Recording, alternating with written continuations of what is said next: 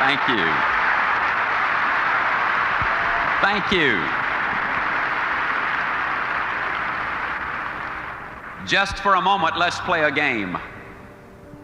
Let's pretend that your telephone rings tomorrow morning, and the voice on the other end says, "John, I've got some marvelous news for you. We've just won a trip to Acapulco. There are going to be 4 of us that can go. There are only 2 of us, my wife and myself. We leave at exactly 8:45. We're going to stay on the beach 4 days. We will live in a millionaire's villa. We will have everything at our beck and call. We will live the life of luxury for 4 full days." Now remember, John, we leave tomorrow morning at 8:45. My only question is, can you be ready to go at 8:45? May I see the hands of those who could, in fact, respond and say, "Yes, I could go." Just for a moment, let's continue the game by saying, you got the telephone call, you accept it, then all of a sudden it dawns on you, hey, I've got some things to do. As a matter of fact, I've got to do this and this and this and this and this. And as a matter of fact, you turn to your wife and say, "Honey, I just don't know whether or not we can make it or not." She says, "Now hold the phone, John." She whips out a sheet of paper. She says, "Now what's the first thing we got to do? What's the second thing? What's the third thing? What's the fourth thing? What's the fifth thing?" How many of you, honest to goodness, believe that during the next 24 hours you could get more done than you normally get accomplished in 3, 4, 5, 6 days? Would you hold up your hands, please? Here's my question, please. Why don't you go to Acapulco tomorrow? Every day of your life.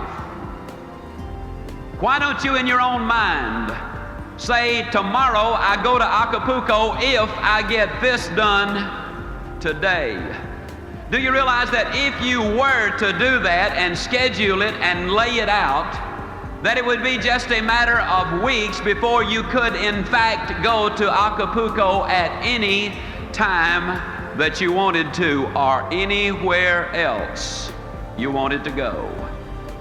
I was coming in on the plane yesterday, which is generally the way I fly.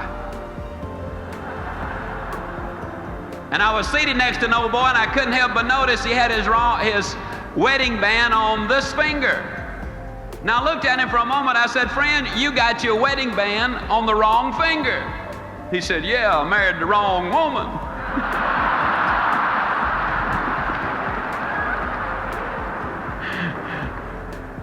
I don't know whether he did or not, but I am completely persuaded that most people have the erroneous idea about what it takes to be successful, and then about what success is, and about what life is.